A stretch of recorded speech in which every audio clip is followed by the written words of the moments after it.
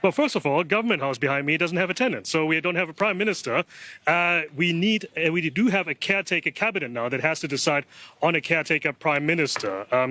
There would be next in line would be Deputy Prime Minister Phumtham Wechayachai, who's also the Commerce Minister. He is currently out of country right now, so he needs to race back here to Thailand in order to take up office. Then, of course, we also need a new prime minister. That is up to Parliament. They have to vote as soon as possible on a new prime minister based on the list of prime minister candidates that was submitted for last year's election.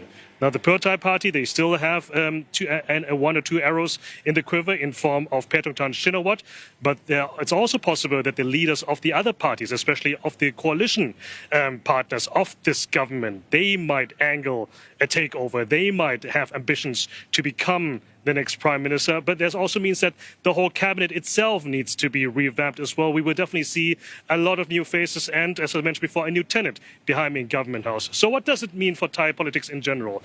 Let's not forget, this is the second Constitutional Court verdict in just as many weeks. Last week, the opposition Move Forward party, the party that has won the most seats but was blocked from forming a government, they were dissolved, and the prime minister now, they are now dissolved too. So it doesn't bode very well for Thailand.